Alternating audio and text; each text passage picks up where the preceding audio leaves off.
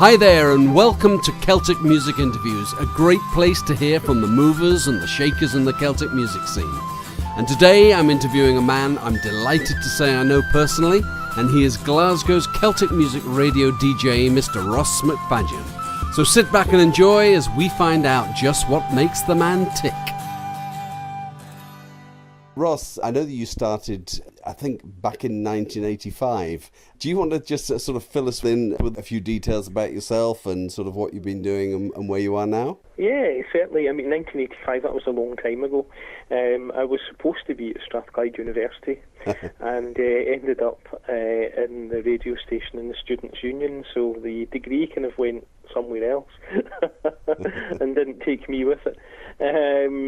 And then, kind of life and whatnot going away, so we did a kind of series of jobs and whatnot.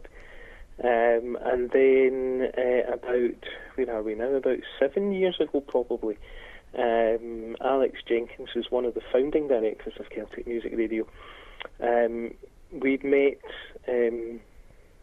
via some radio kind of blogs and whatnot on the internet. And he said, you should come and see what we're doing here at Celtic Music Radio. And I kind of resisted it for a long time, mostly on the grounds of I don't know anything about Celtic, Scottish, Irish, traditional kind of, that kind of scene. Right. But luckily, Alex was very, very persistent. I don't know, probably took a good 6 months, and then I went along and, just was kind of caught by the whole thing. I know that you love other sorts of music. I mean, sort of American music. Sort of, how did you get sort of into the Celtic thing? What brought you into that? Well, yeah, I guess I'm of an age where the 80s pop stuff is probably kind of my music growing up. But I always liked other stuff, so Springsteen and Joel and the Beatles and the Stones and a lot of that. But I guess as you get older, your tastes maybe kind of change a little bit. And I remember being up at Loch Tay with my wife and kids. We went up to see the Cranog up there. Oh yeah. And there was music playing in the background, just lovely instrumental music.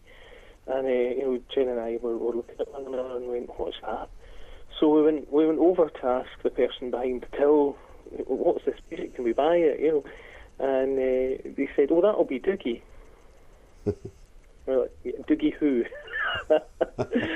And obviously Doogie McLean. So we walked away there with two of his albums. And I guess kind of before that a wee bit, the Clannad and Keeper Cayley, the stuff that was maybe a wee bit more mainstream. So I did like some of it, but didn't really kind of truly kind of get involved with it when I, before Celtic Music Radio. And I'm very glad that Alex was very persistent, because I've come across some lovely, lovely music, including your good ladies, for that matter. Thank you. Via that way. So yeah, it's been great. Yeah, the more I hear, the more I love it. It's amazing.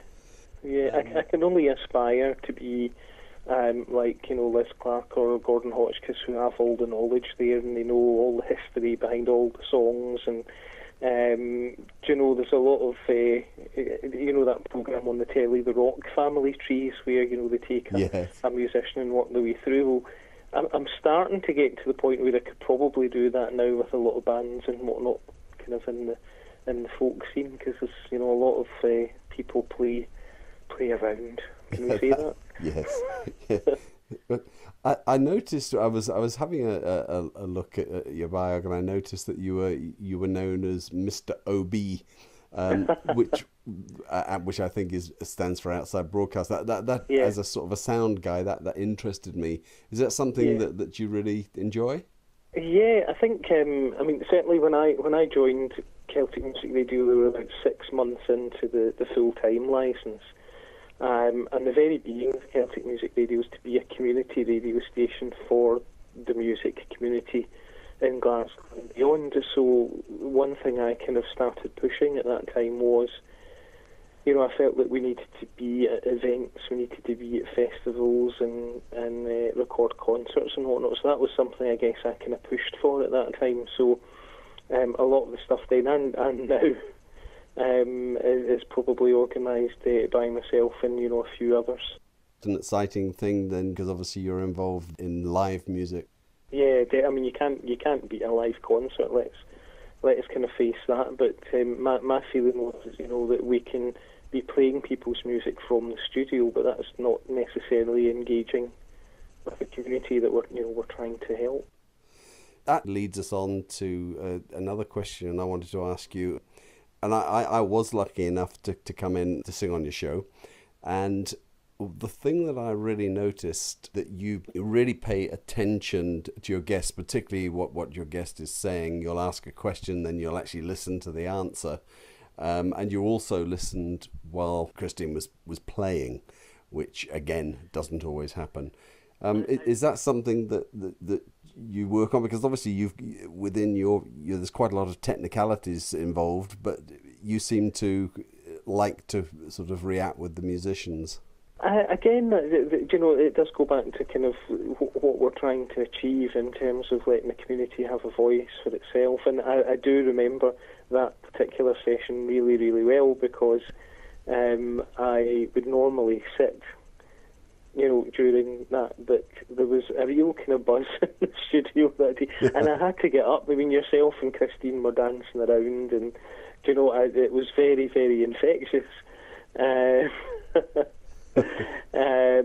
But to me overall, certainly in the studio, is that I'm more of a facilitator than I am a presenter in that kind of way. So when I have a guest in the studio, really the time is theirs. And I'm there to help them talk about themselves, to promote what they've got coming up, and to try and make sure that the people that are listening in have a way round to hear the music and hear what that particular artist has to say. So I try to view the studio as like a front room, and it would be nice to have a couple of leather couches and a wee open fire in there, just to kind of set the thing off. And a lot of the people that come through, because of Celtic Music Radio's focus on new music and new artists, for a lot of people that come through our door, it's their first experience of that as well. So I'm very, very conscious as well when people come in that they won't have done it before, and they'll be nervous because they'll be thinking there's thousands of people listening, and what if I do a bum note, or and to me bum notes make it. It makes it a unique experience. You got a few of those when we were there. I guess I'm quite conscious and trying to put people at ease, in that as well. As I said, it's more about the musician that's coming in. It's more about me facilitating the session for them, so that they can put across what that's fine. I mean, it does, and just so certainly from an artist's point of view, it really does make a difference. And I guess it fits well, with your love of doing the outside broadcast as well. It's quite connected. Yeah, it's a strange one, outside broadcast. We do a variety of different things, but when we go out to an event, it might be a festival we're doing. You might be covering like an open stage, like we do at Celtic Connections. We do that also at Perthshire Amber, or it might be broadcasting or recording a concert live. But particularly when it's live, you've got to be very reactive to what's happening at the event themselves. So we very much see ourselves as guests. So we take what's happening on the stage, and if there's any problems, any issues, or there's big silences and whatnot, it's our job to fill that on the radio rather than it being a problem per se with the event. So it's very easy. We'll say very, very relaxed kind of way we work. You've half answered another question I was going to ask you, and that is sort of what tips would you give somebody? And quite obviously, there you are. You've just given some great advice there, and and that's backed up by the fact that somebody that's been with you has really appreciated it. What other for guys that or girls that are getting into broadcasting? Do you have any other tips of the way to approach it? Well, I'll go back and just kind of just when we're talking about artists come in, because people are new, they often kind of contact me and say, well, what are you going to ask me? How many songs do you want to do? What kind of format is it going to be? And I think, part of that, it's one of those things I've never been thinking. I wouldn't write it down this way, but, it is very much, I'm going to ask you a couple of questions and we're going to play some tunes, and that's pretty much as much of the format that there actually is. I much prefer to take things as they come rather than having a set script, that I'm working to. With Friday night show, to thank folk it's Friday, I maybe have a general idea of what I want to do on any particular show, but I've maybe only arrange maybe the first 20 minutes or so, just enough to kind of get me relaxed, and then the rest of the show is just as it comes. So I don't playlist, I don't really know kind of what's going to happen on any individual show. And hopefully that kind of comes across. In terms of getting into radio, I've always been kind of interested in radio. So my interest goes back to, I guess, probably 85, 86, when Radio Caroline were still on the air. I got into I remember it well.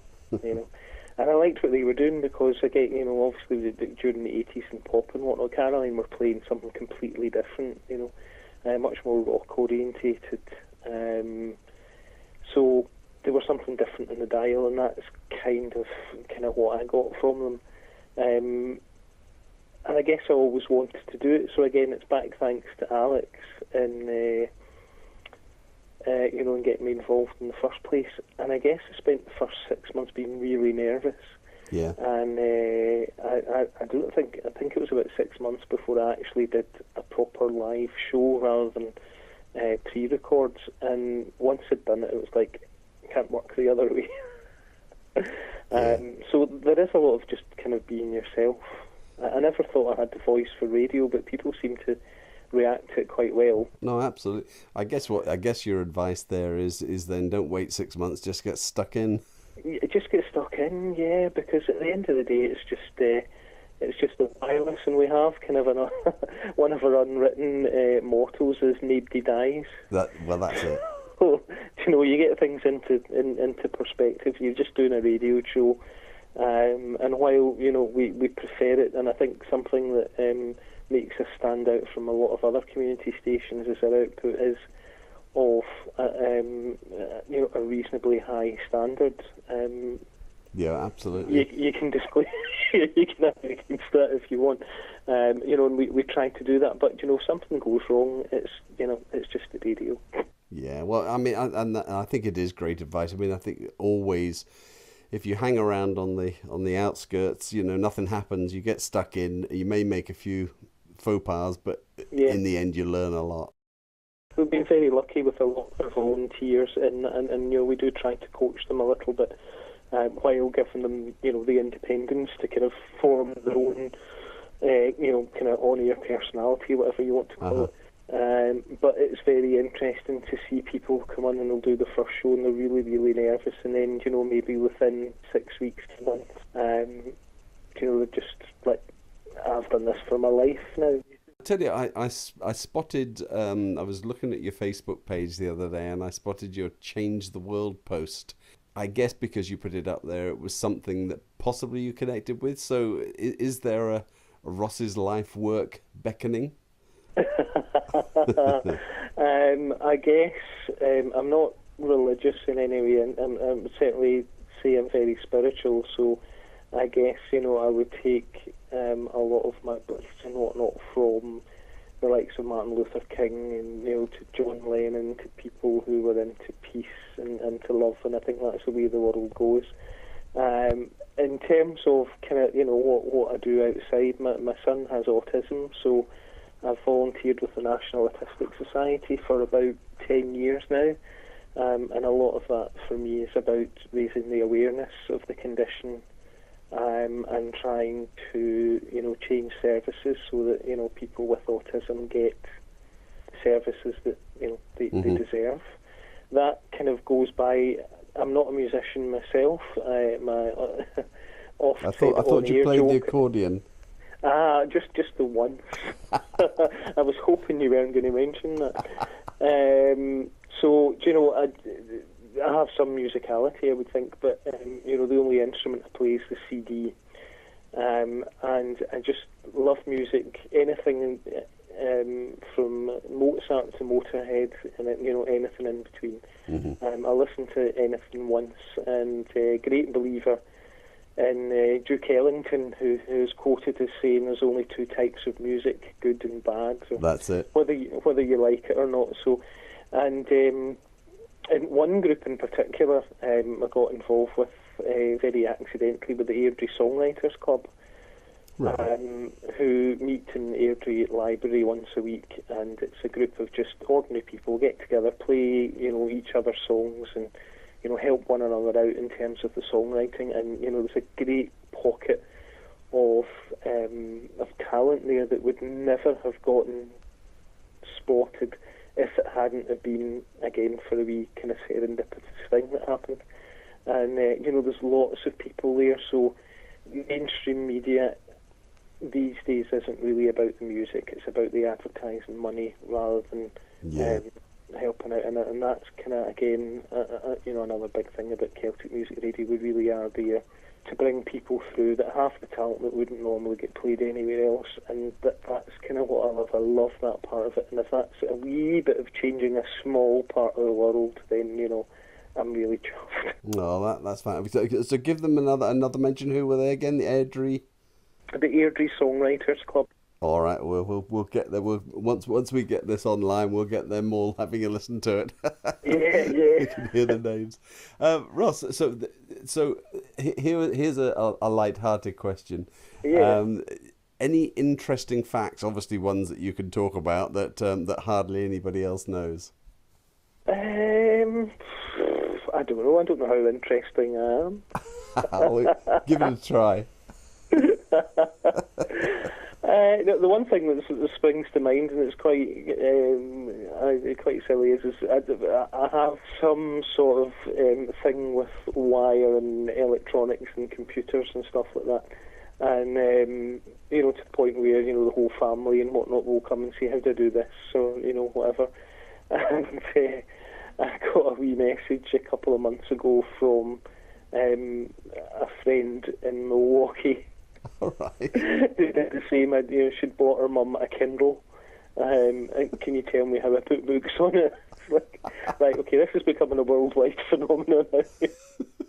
Well, yeah, it's a good sideline. You never know. You may be amazed how these things work out. I need to get myself one of these premium phone numbers. I don't know. That's a good idea. I'm sure I spotted something that there's other radio things happening at the moment for you as well. What have you got coming up in the near future?